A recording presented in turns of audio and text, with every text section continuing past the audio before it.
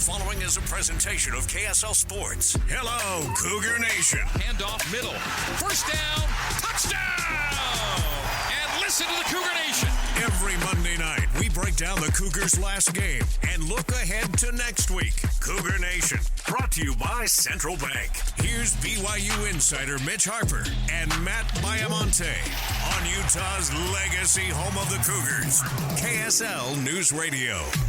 Cougar Nation, what is good? Welcome in to another edition of Cougar Nation, and this is a special edition, Cougar Nation, because it's not every day we're taking your calls, reacting to significant news on the recruiting trail, but that's exactly what we'll do. Of course, we're talking AJ Dybantsa. We're going to talk some men's hoops. We're going to talk some football. We were just at BYU football practice, media availability, had some interviews. We'll give you the latest on what's happening in the football program. Loaded show, Mitch. It is, and you can be part of this show over the next hour. 801-575-8255. Load up the phone lines because, as we always say, this show is for you, Cougar Nation. Every Monday night, we're taking your phone calls. 801-575-8255. And the question tonight, what is your reaction what was your reaction when number one recruit AJ Dybantsa signed with BYU and made it official? Let's share our takeaways right here on Cougar Nation. Cougar Nation takeaways.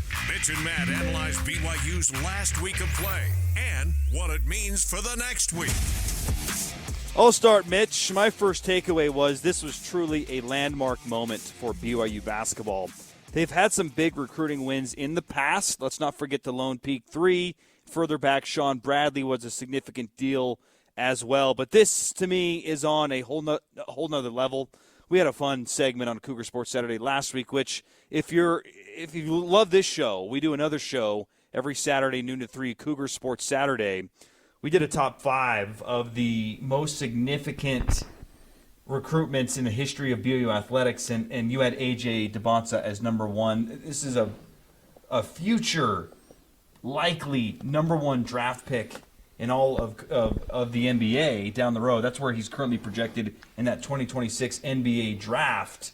And when you get a guy of this caliber who has this type of buzz, it is a landmark moment. It truly is. And BYU, my takeaway, Matt, they just won the lottery because any school that's a blue blood could come up with the money that's been reported around AJ Dybantsa.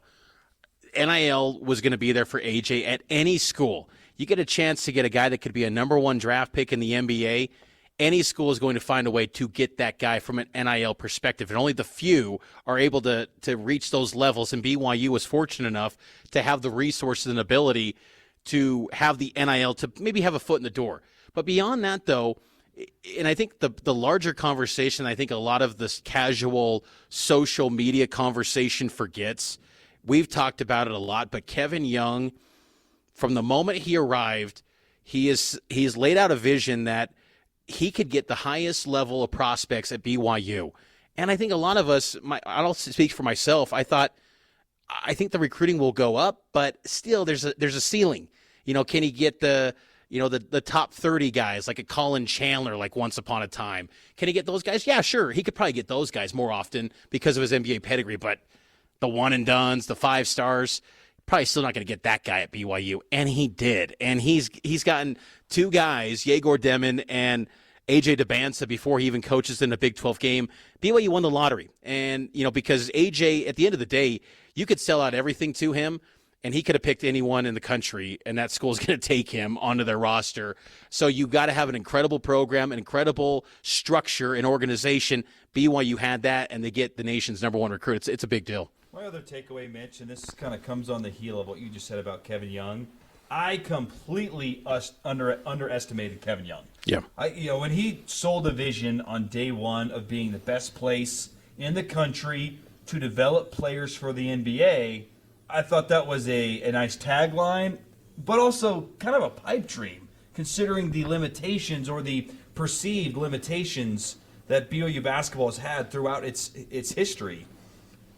I just felt like, you need to have a proof of concept before you start to sell to a guy like AJ Dybantsa. Like, that's great in theory that you can sell your experience in the NBA, But is that going to translate immediately? But it has. First it was Yegor Demon.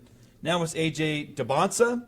That message is translating, and I completely underestimated Kevin Young and his ability to deliver on the recruiting trail. Because that was, when he was hired, Mitch, everyone thought, oh, the experience from the NBA, like this is a slam dunk, but is he going to be able to recruit? Yeah. Like, we don't know if he's going to be able to recruit. I think we can confidently say yes. Kevin Young can recruit. No question. And I think that he would even admit that, you know, with the lines blurring between the NBA and college basketball, it's helped him to where he can kind of hit the ground running. If this was pre-NIL college basketball, maybe it's a little bit tougher of a sell at BYU, even with the NBA connections, because, you know, as we know in the past, schools were paying guys. It just wasn't above board. It wasn't out there in the open. Now it's out in the open, and if you want to become a player nationally and get these players, you can if you've got a robust NIL collective, and you've got Ryan Smith, the Utah Jazz owner, coming out and saying he was not part of it. He went out on X and said he was not part of it, and you know, I know he's got those Hollywood seats right next to BYU's bench, and look, he's a passionate BYU basketball. Jack Nicholson seats. Right, he's a passionate BYU fan, but I thought, you know, he's going out on the record and saying he wasn't part of that, and you know, BYU's collective was ready for the moment with Kevin Young, and I don't think, you know, Kevin Young told us too in his office over the summer that, you know, NIL wasn't like he kind of had to educate himself a little bit. He talked with Billy Lang from St. Joe's to really get an idea of what he needs to ask when it comes to NIL. But, you know, when he went down that path and spoke to guys like Brian Santiago and BYU's athletic administration, you know, he heard what he wanted to hear, but he also laid out a vision that it just inspired people even more, because I think a lot of people in the booster scene, they don't want to just throw money at like, oh, this is the, you know, 200th guy in the rankings. He's a 3-star, but we got to overpay to get him because we're that desperate. Like, if you have a coach that says, I'm going to get the number one guys in America, I just need this, this, and this. I mean, that's kind of what it felt like, where Kevin Young's like, I will get these guys to this place, but I need this and this. And the boosters delivered this and this financially, and then Kevin Young's done everything else. It's remarkable stuff, and BYU's commitment financially to this basketball program has been impressive, because I always point to that support staff. It's so impressive to watch, like even on Saturday night against Wyoming, you're watching BYU's bench at the Delta Center, 15 personnel deep on the coaching staff. Wyoming had like 4 people. And again, and you just remember 20 years ago, that was a conference mate. And the gap that BYU has, they're keeping up with their power conference peers, and now they've got a head coach that leads them into an era where they feel like anything's possible. And I think that's what's exciting for BYU basketball, Matt, is that, like, who knows what it's going to lead to with Dybantsa on the on-court product. But the feeling of, like, you can do anything in college basketball now, it feels real now. And I think Cougar fans are excited about that feeling that they can be among the best of the best in the sport, which is a feeling they never felt. I think I speak for a lot of BYU fans, Mitch, when I say there was always that what if BYU went all in. Yep. What if they had the right guy? What if they could compete financially? Let's call it what it is. Mm-hmm. You had to be able to compete at a certain level for AJ. Now, I would maintain adamantly that finances were not the number one reason AJ came to BYU. Because he could have got it anywhere. Any school is going to deliver. Exactly, right. 100%. He was going to get paid at Alabama, Kansas, Kansas State, North Carolina, wherever he wanted to go, he was going to get the money. What it came down to was Kevin Young and his vision. Because we've heard it from current players, we've heard it from Yegor, we've heard it from AJ, we've heard it from a lot of people that, in Kevin Young's words, my program, it's not hypothetical. Kudos to you, by the way, asking that question, because that's become a viral sensation now. Well, thank you. I mean, I can't take any credit for it because no, look, but it was a good question. If it doesn't get asked, then we're not hearing that great soundbite. Fair. But Kevin Young, I think the other thing we need to give Kevin Young props for is this dude is a real dude. Yeah. He's a genuine, likable guy. And I think that is really resonating with kids these days because you're getting sold all these wondrous visions financially and the NBA, and then Kevin Young comes in and he tells you how it is. And I think that is really resonating with people. It's resonated with me as an observer of BYU athletics. When he talked about, Mitch, his path to where he's at and how he's had to work hard for everything he's gotten, and he's just told himself all along the way, nothing's going to stop me. Why can't we win a national championship? Why can't we land the number one player? Like, who's to say we can't? And he continues to break through these walls, and that's what's so exciting about BYU basketball is for the first time, Mitch, I don't know if you feel this way, but for me,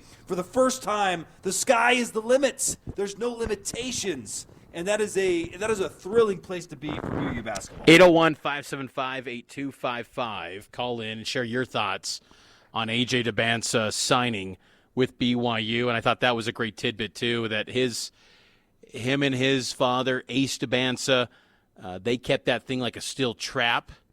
Him, Dybantsa's, and Kevin Young, that was a deep state secret that BYU had him already on board, signed. And it was always interesting, too, when it was announced, when AJ said that he was going to commit in December, you thought to yourself, okay, that's great, but you're still going to have 4 months until signing day. Well, obviously, it was official, it was on the books, and I'm curious to hear more from Cougar Nation, 801-575-8255. What was your reaction to AJ Dybantsa signing? I think another takeaway that I had as we wrap this up on this segment one is that AJ and his father Ace were bought into the moment Kevin Young entered the conversation that BYU was about the pros. And, I remember going down to Utah Prep and Ace Dybantsa telling me when he was laying down some of the schools and his thoughts on some of those programs, Kevin Young is all pro. He's all business, and he's a pro's pro. And, that message resonated. And to your point that Kevin Young's likable, I think that kind of shines through in just some of the little moments we saw with AJ and Coach Young last Wednesday at the Fresno State game. AJ did an impromptu press conference, and Kevin Young's just like, hey, you got to go to class tomorrow, get those classes done, and the next thing we know, he's at the Delta Center the next day. It's AJ's world, and we're just living in it, Matt. It's a great place to be, though, Mitch. And BYU basketball, the future is bright.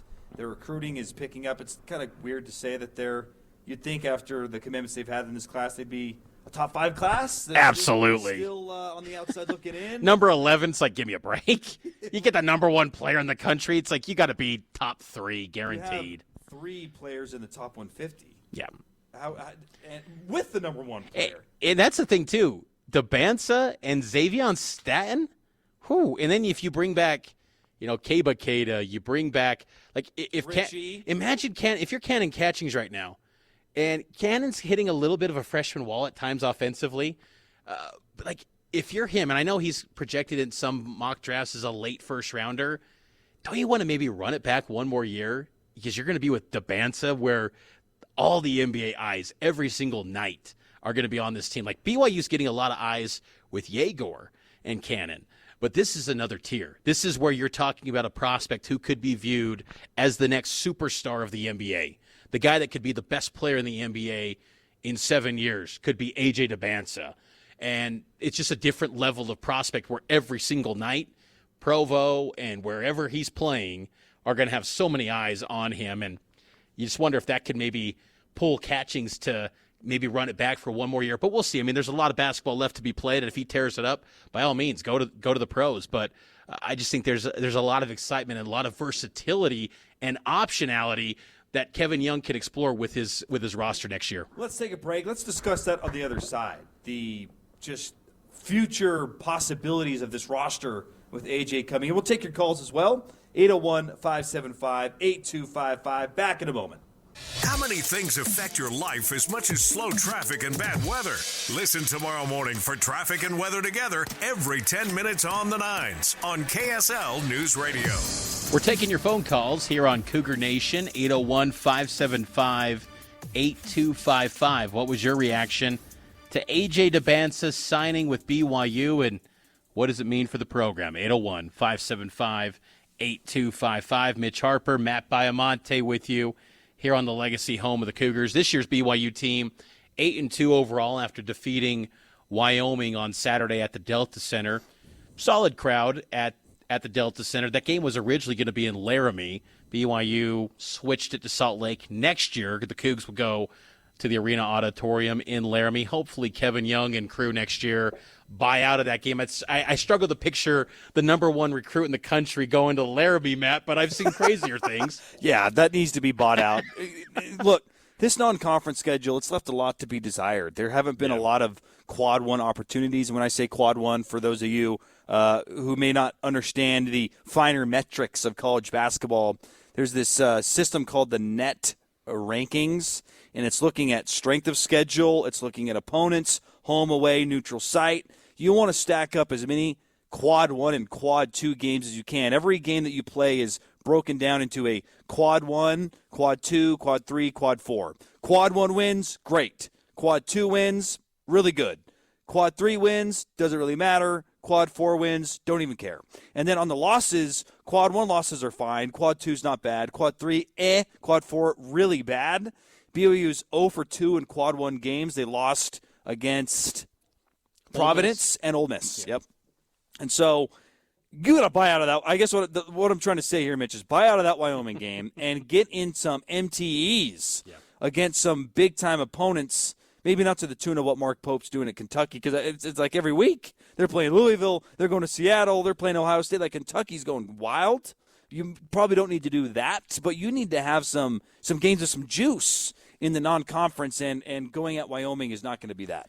BYU has exciting times ahead with AJ Dybantsa, and this year's going to be fun with this season. But I think what's also exciting about the addition of Dybantsa, Matt, is that no matter what happens this year, and we're learning that this year's team, despite I think it's a really talented roster. You think about the injuries and the personnel losses that they've had with some kind of strange situations. Richie missed on Saturday, Richie Saunders, due to a lip laceration, and he later revealed he had a concussion too in that win over Wyoming.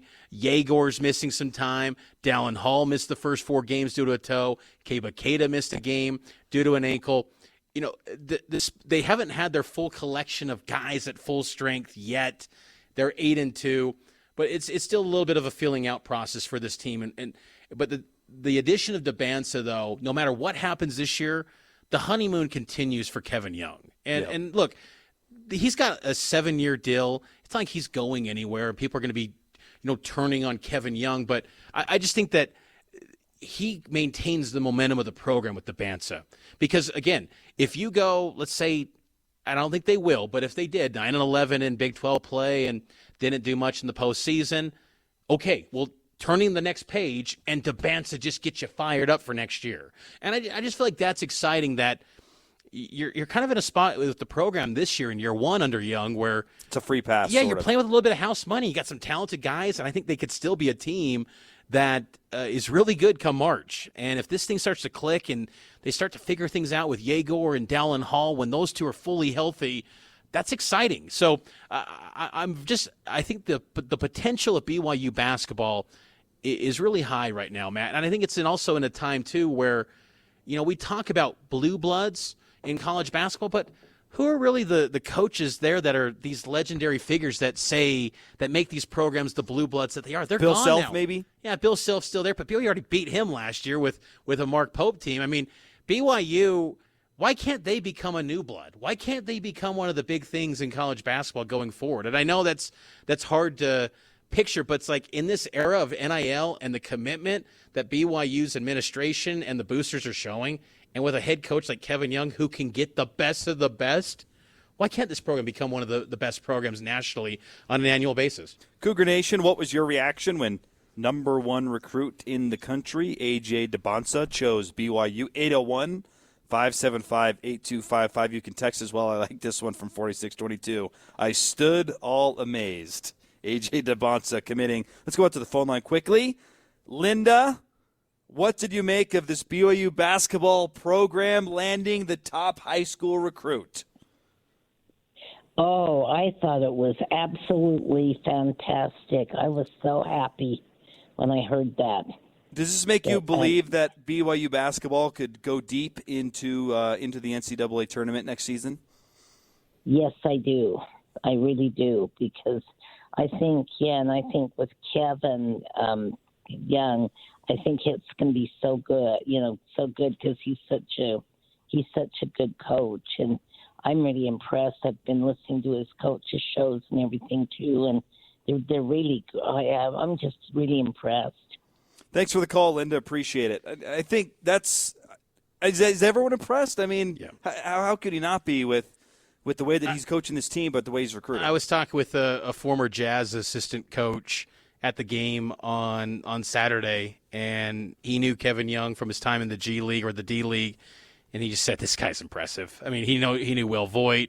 He said, this is an NBA team, like the way they're built now, the way they're constructed, and it's just like, this guy will be destined for success. And you knew it when he was with the Iowa Energy, as this guy put it. So Kevin Young's just well-respected, and I think that's an underrated piece that I don't think enough Cougar fans give credit to, is that this guy hasn't rose to the top, Kevin Young, by burning bridges. He's maintained relationships. So now he steps into a BYU program where he's a head coach, and he's got allies and people that say, oh, yes, go play for him. Hey, Devin Booker, Kevin Durant, they all say, go play for Kevin Young. And I think that's critical. When you get a sign of a seal of approval from guys like that, or top agents in the game and the professional ranks, that helps the cause, and Kevin Young can get that. Let's take a break. Cougar Nation brought to you by Central Bank. We'll get to some football on the other side, and then, of course, we'll get to your calls and texts. Be ready for BYU Game Day. Download the KSL News Radio app to stream BYU games, plus breaking news during the week. That's the app for KSL News Radio. Welcome back in, Cougar Nation. As always, brought to you by Central Bank, serving Utah County for 133 years with trusted service, modern technology, and personalized care. Glad to have Central Bank with us. A lot of BYU basketball talk, and rightfully so, with the landmark commitment and signing of AJ Dybantsa. And the phone lines are still open if you want to chime in on that. But right now, Mitch, we just wrapped up BYU football availability at the indoor practice facility. Feels like a good time to get into a trending up, trending down for BYU football. Cougar Nation trending. What's trending up and what's trending down this season? BYU, Colorado, December 28th, kickoff at 5:30 p.m. in San Antonio. We'll have extended pregame kicking off at high noon that day. Yes, we're going to go live from San Antonio on the Riverwalk. On the Riverwalk? This is breaking news. You're going to be on the boat? I think I will probably be on the Riverwalk. I'm just giving you a little bit of a tease. I've been planning this. I think I might be on the Riverwalk doing the show. That's the plan. The hotel I'm staying at will be right there, and I think I might just go, weather pending, I might just be right there on the I love it. On the Riverwalk and do the show. I'm tempted. If I'm going to do the San Antonio thing, I got to go the true experience. Amen. So, but BYU in Colorado, as you noted, Matt, we just got out of the indoor practice facility earlier, and we heard from the coordinators, Aaron Roderick, Jay Hill, and some players. I think a thing that's trending up for me is the commitment to this game from the team. We're not seeing a mass exodus in the transfer portal. Not that that was expected, but I feel like there's a lot of buy-in to these players. And that gives me a little bit of hope, considering BYU is going to face the defending Heisman Trophy winner who just locked it up this past weekend, Travis Hunter. BYU, I think that wrinkle to facing a Heisman winner, Colorado's star power, I get the vibe that this BYU team is really motivated to win this game. This is not Independence Bowl Part 2 where they just didn't care. I think they're going to be fired up to play this one. Now, will they execute and win? We'll see. But trending up is the buy-in from this team for the bowl season. My trending up is along those lines. I think just general interest in this bowl game is trending up because of that Heisman announcement. Yeah. I think that really presents a big opportunity, quite frankly. If he plays, I still need the ball to be kicked, yes, and to see Travis Hunter in a helmet running onto the field before we just, sing praises to Prime and this program for playing Hunter and Shadur. I'm still skeptical about that. I think on Cougar Sports Saturday over the weekend, if you missed it, go listen to it. It's an interview with the insider from Colorado, Brian Howell. I thought he brought up a good point. It could be, maybe it's a situation with Shadur and Travis Hunter where it's NFL preseason style, where they play, but maybe it's only a quarter. And then they get their farewell, and it's a big, to-do, or at halftime, Coach Prime lets them go off. I don't know. I feel like if they're going to play, they're going to stay in it because they're competitors, but maybe it's a little bit NFL preseason style. If you're going to do that, don't play. That's the thing. Like, why? That's the thing. If you're going to risk it, even for a drive, then I'm with you. You're risking it. Like, in my opinion, it's more risky if you think you're going to show up and play 2 drives and protect yourself than it is to just go play football. So, good point. If Hunter doesn't play, I guess it won't matter because the interest will still be there. There's a good broadcast crew that maybe doesn't bode well for BYU's success with Dave Pasch on Arizona the call. State team, Texas last year. So hopefully the sideline reporter doesn't have to witness. There's no way. Taylor McGregor. A verbal beating right in front of her. Geez. Yeah. Anyway, I wish. I don't think so. I don't think Prime is going to get to that level. But Coach Prime. I think the interest in the game is going up, and that is a good thing because we've seen in prior years. You were there in UAB, just no interest in that game from the fans and from the players. I think that's the opposite. Like, this is best case scenario, honestly, other than making the playoff, is to be in a game where you want to, Fessy told me earlier, and we'll have my conversation with Fessy Satake this Saturday on Cougar Sports Saturday, but you want to stack up against the best. And that's it. Maybe you can put some film out there for scouts and evaluators if you can get Travis Hunter on a play or something like that. So interest is going up. So should BYU not want Chase Roberts to have a lot of success against Travis Hunter so that he has to run it back? I'm kidding. I think everyone that wants Chase to have success going forward. I think trending down for me in this game is the offensive line. Aaron Roderick said tonight that Braden Keim officially will be out. Isaiah Jada out as well. Isaiah Jada was sporting a boot on his left foot at practice, so he's out. Waylon Lapuaho got the start at tackle against Houston.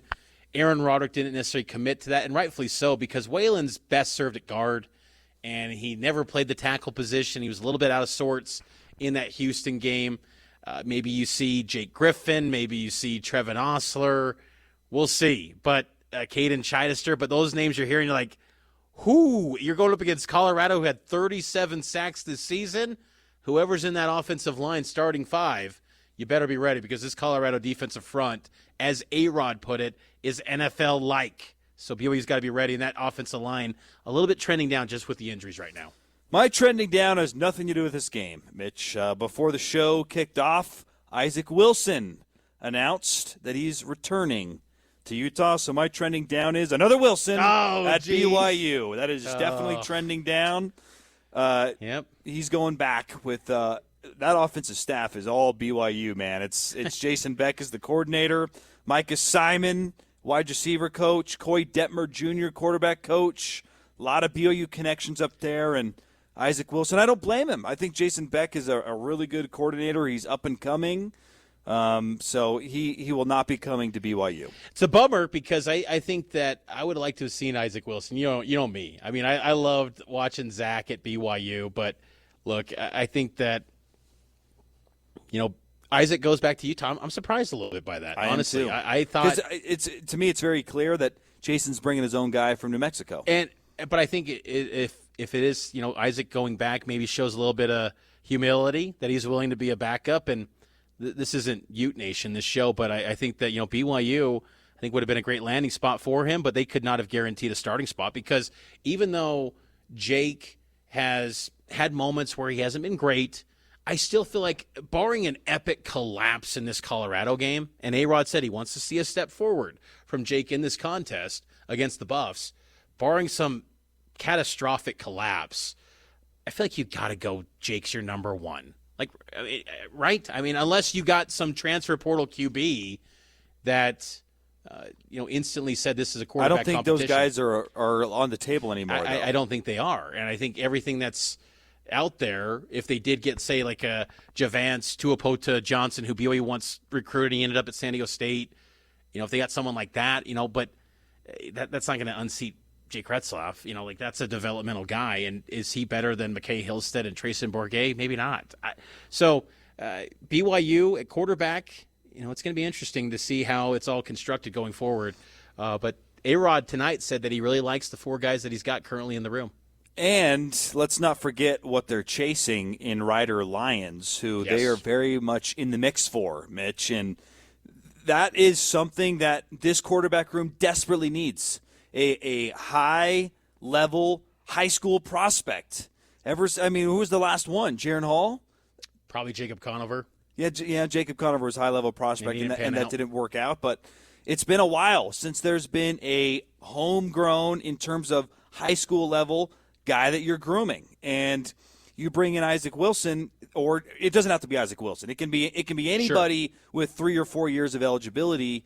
Does that spook off a Ryder Lyons a little bit? In a perfect world, I know at home you're probably saying just show up and compete, and if you're the better man, you'll win the job. That's just not the world we live in. Not a quarterback. In today's day and age, you can't ask someone to come in of his caliber, a 5-star quarterback who, depending on what you look at, any way you slice it and dice it, he's a top 5 national prospect at quarterback. Any way you slice it and dice it. No doubt. And if BYU could get him, because, with quarterbacks that are blue chip guys like a Ryder Lyons, they're probably going to commit well before that December signing date next year.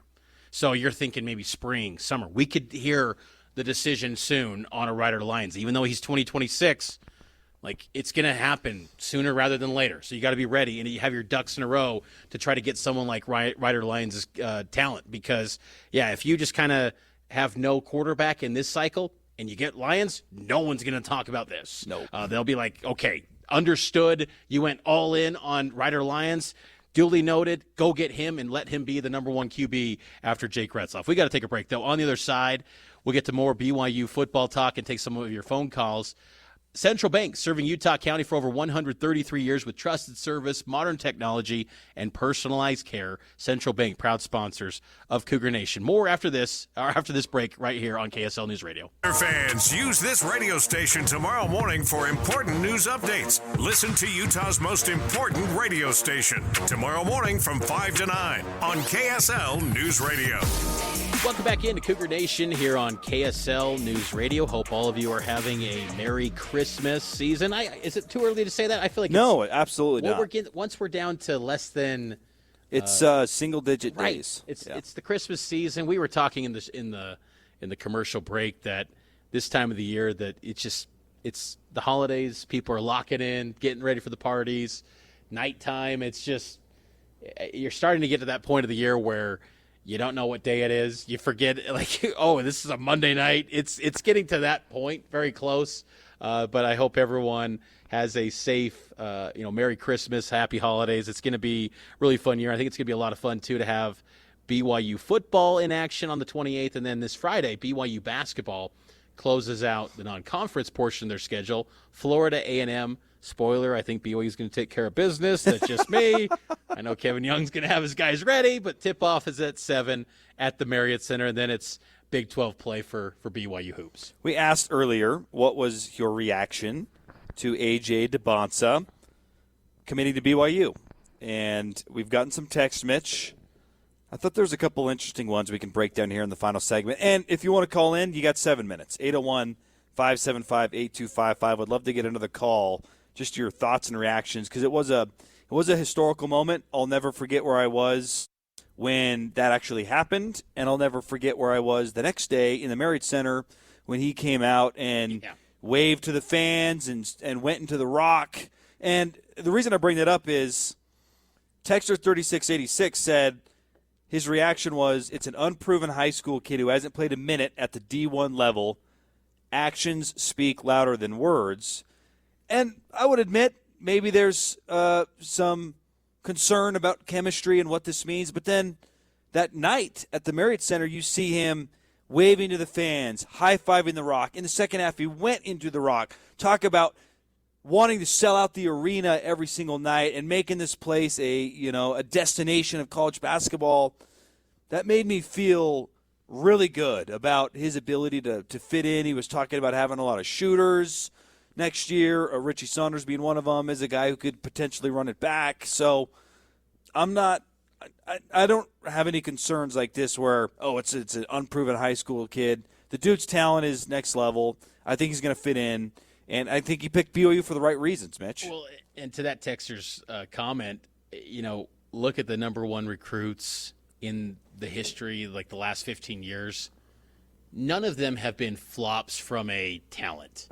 It's not a question of talent. It's sometimes if they do flop, they maybe had off-the-court issues, distractions. They weren't focused on the game at all costs. But the sheer talent, when you're talking about a number one player, they're going to acclimate just fine to the game of basketball at the college level. That's not going to be an issue. That's just not going to be a problem. You watch AJ Dybantsa in person, his talent, it's next level. I mean, this guy could get some points in the NBA right now, probably. He is a gifted player, and that's a lot to put on a 17-year-old kid, and that's what he is. He turns 18 in January. So this is a lot of praise and excitement for a young man who's not even an adult yet. But he is going to be a guy that I think could get 20 points a night, every single night. And you get to the 20-point threshold in college basketball, that's a big-time number. Probably like 18, 19, but he is someone that every night you can count on is going to put up and be a guy that just get his shot, get buckets against anyone. BYU hasn't had that since what, Jimmer Fredette? Where you just every night count on this guy is going to deliver. I think there could be some guys on this year's team like Yegor, but I think Dybantsa's got incredible ability and a skill set that we've never seen before at this program, and I don't have any questions about his talent. Like, this guy's going to work. It's just the off the court. Does he have distractions? Is he all dialed into the game? And I think he will be. I thought, him being around the BYU students and the fans that night, like, it almost kind of brought him down to earth a little bit. Like, hey, he's not going to be acting bigger than life in this program. Like, he wants to be part of it and enhance it. I thought that was a cool moment. I did too. I thought it was an important moment too, to just kind of center everyone and everything. Here's another text, 5377. Thought it was great. Hope his effort will help us get deep into April of 2026. I mean, it's going to help, but to me, the most important thing is going to be retaining this roster the best you can. And I thought a point you brought up earlier, Mitch, was such a good one. The eyeballs that will be on BYU next year will be unlike anything we've ever seen. Yep.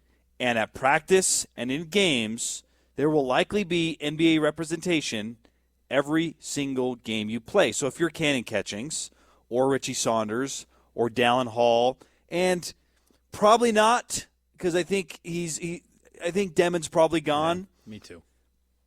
I do think there's a sliver of hope, though, that he may stay one more year. He sure feels like a BYU guy, doesn't he? He's he loving feels like his time. A BYU guy for he's life. loving his time. And he told Kevin Young recently in a meeting, Mitch, I'm having the most fun I've ever had, and this is the most connected team I've ever played on.